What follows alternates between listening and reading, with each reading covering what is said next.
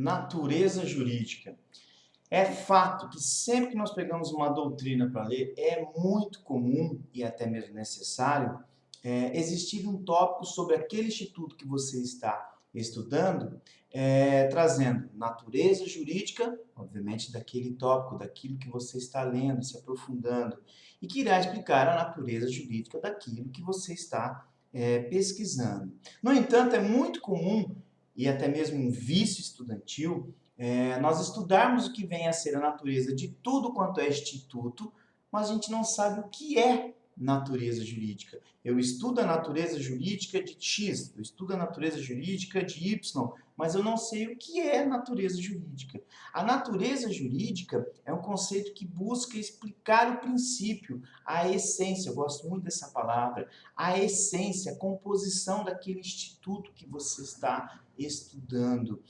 Ou seja, é a medida, é a composição, é uma situação, um fato que existe dentro do direito sobre aquilo que você está estudando. A natureza jurídica, ela serve para explicar de onde aqueles institutos eles estão, de onde eles se originaram, de onde eles surgiram, quais são seus princípios básicos, quais são seus elementos que o formam. A natureza jurídica, volto a dizer, é a essência. Essa palavra essência, eu acho ela muito interessante. A natureza jurídica, eu poderia até aqui arriscar a dizer que ela vai além do conceito.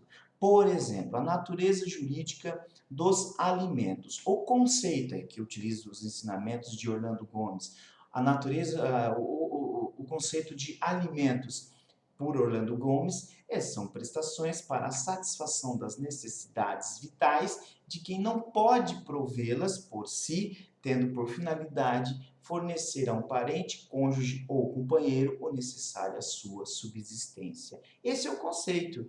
Ou seja, é aquilo que você paga para alguém poder se sustentar, perfeito? Para alguém subsistir ali no sentido de se manter, grosso modo falando. Agora, a natureza jurídica dos alimentos, a essência dele, é mais ampla, inclusive existindo 3 correntes doutrinárias. Esse é só um exemplo.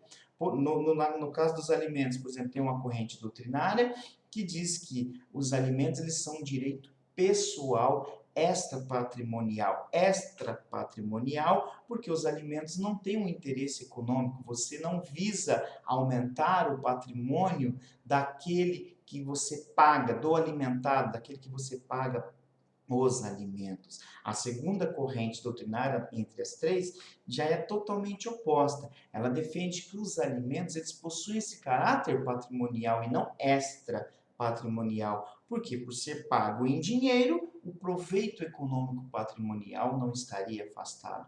Já a terceira corrente da natureza jurídica dos alimentos já é uma junção das duas anteriores, é um misto, ele determina essa terceira corrente que os alimentos, o pagamento deles, eles possuem um caráter tanto patrimonial, mas com uma finalidade pessoal. Já é uma mistura. Então, o conceito dos alimentos, e os alimentos é o que eu pego aqui para fixar, é uma coisa. Eu conceituo o alimento. A natureza jurídica, eu já explico ele de um sentido mais amplo, buscando a origem, a sua essência.